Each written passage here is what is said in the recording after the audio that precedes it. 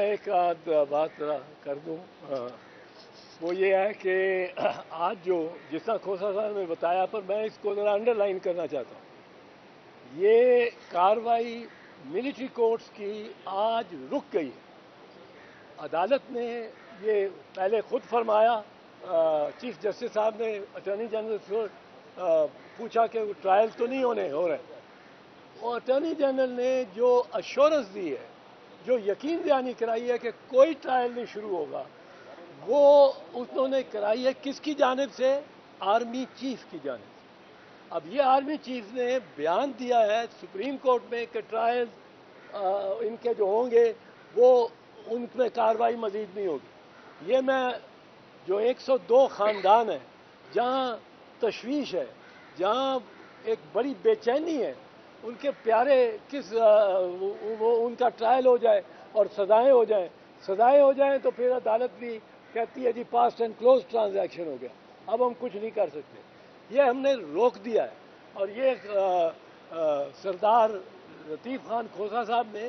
اس میں باقاعدہ ایک وکٹری ہے ان کی، اور میں تو ممنون ہوں ان کا۔ پر 102 جو خاندان ہیں جن کے واسطے بنیادی طور پہ ہم ایک پبلک انٹرسٹ کی لیٹیگیشن کے طور پہ یہ کر رہے ہیں اور نکلے ہوئے ہیں، راجہ سلمان صاحب چلے گئے، وہ بھی ہے اس میں ہمارے ساتھ،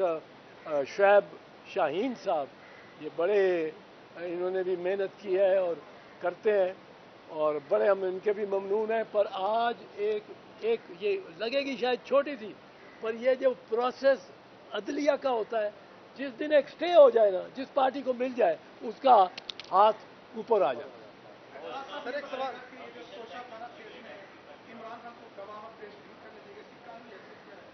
بڑی بہت زیادتی ہے یہ۔ دیکھیں، توشہ خانہ کیس میں ڈیفنس وٹنسز کے طور پر ہم نے اپلیکیشن جمع کرائی، اور یہ ایکیوز کا حق ہوتا ہے۔ کل جو متعصب جج ہمایوں صاحب ہیں، اس نے 12 بجے یہ کہا کہ اپنے وٹنسز کو 1:30 بجے لے آئیے۔ جب ان کو 1:30 بجے جا کر یہ درخواست پیش کی گئی، ہمارے بیرسٹر گور صاحب اس کو ریپرزینٹ کر رہے تھے، انہوں نے کہا جی ہمارے وٹنسز کراچی میں موجود ہیں، آپ 2 دن یا 1 دن کا ٹائم دے دیجیے تاکہ ان کو ہم پیش کر دیں اور آپ کے پاس ایویڈنس آ جائے، جو کہ mostly related to the subject تھا۔ لیکن انہوں نے پھر اس کے بعد کیا کہا؟ ڈیفرنس آرڈر کر دیا۔ وہ آرڈر کیا کیا کہ جناب یہ تو ریلیونٹ ہی نہیں ہے، یہ ریلیٹڈ ہی نہیں ہے، جبکہ 1.5 گھنٹہ پہلے خود کہہ دیا میڈیا کی موجودگی میں،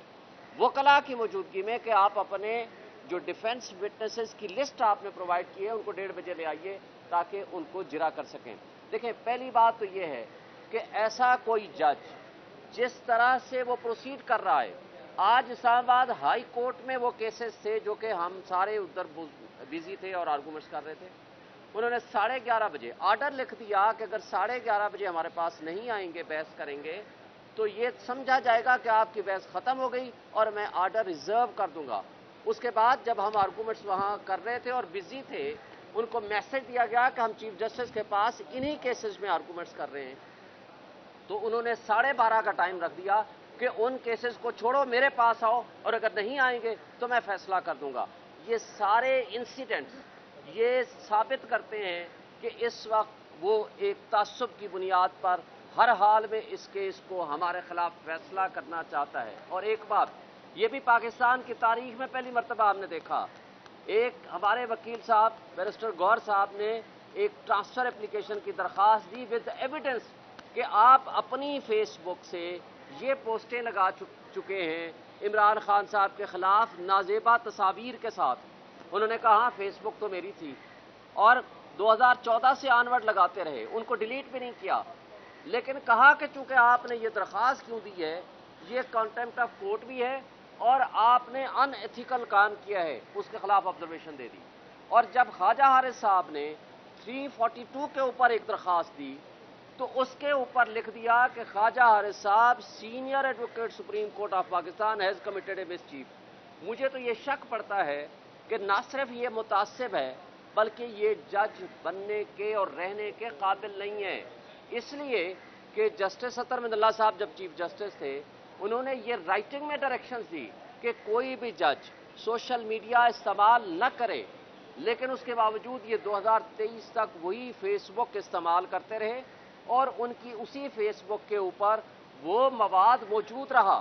جب چیف جسٹس صاحب نے یہ بھیجا ہماری اپلیکیشن کے اس پہ آپ انکوائری کر کے دیں ایف آئی اے کو، آپ یہ اداروں کی ملی بھگت دیکھیں، انہوں نے صرف یہ رپورٹ دے دی کہ جناب اس وقت اس فیس بک پہ یہ مواد موجود نہیں ہے۔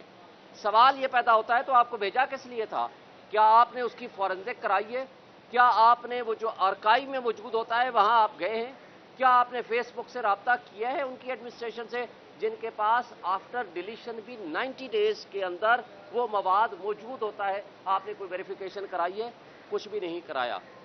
یہ سارا ڈرامہ توشہ خانہ کا اس لیے ہے کہ پولیٹیکل سائٹ پہ عمران خان کا مقابلہ نہیں کر سکتی یہ پی ڈی ایم کی فاشسٹ جماعتیں، اور اب وہ انصاف کو، قانون کو اور عدلیہ کو استعمال کر رہے ہیں کہ کسی طریقے سے عمران خان کا راستہ روکا جائے اور کسی طریقے سے الیکشن کو ڈیلے کیا جائے، کسی طریقے سے ان کو نااہل کیا جائے۔ چیف صاحب نے وہاں بھی تقریباً سٹے کر دیا ہے، کیونکہ چیف جسٹس صاحب نے کہا ہے کہ ان کو بتا دیں کہ ہمارے ہاں آپ موجود ہیں اور ہمارے پاس پینڈنگ ہے۔ ابھی چیف جسٹس اسلام آباد ہائی کورٹ نے اس چیز کا فیصلہ کرنا ہے کہ کیا انہیں کے پاس رہے، اور 3:30 بجے بلایا ہے،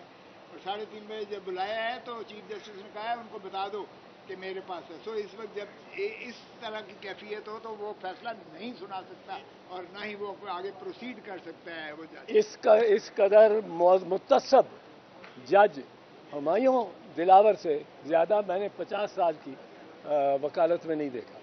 اس نے جس طرح کی وہ پوسٹ ملزم کے بارے میں لانچ کی ہیں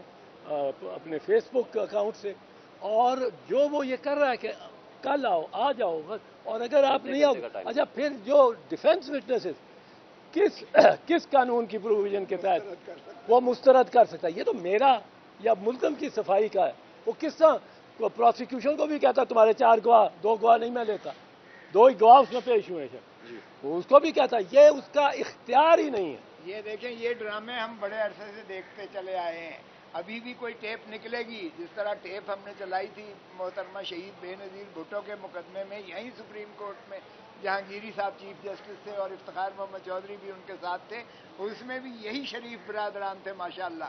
یہی شریف برادران تھے جنہوں نے حکم دیا تھا، باقاعدہ حکم دیا تھا جج کو کہ فل ڈوز اس کو سزا کرو اور ساری پراپرٹی کانفسکیٹ کرو، اور وہ بھی سپریم کورٹ نے لکھا تھا bias floating on the surface of the record. یہ بھی اگر کوئی کرے گا فیصلہ تو bias is floating on the surface of the record, ہوا میں اس فیصلے کو اٹھا کے بکھیر کے سپریم کورٹ یا ہائی کورٹ پھینکے گی۔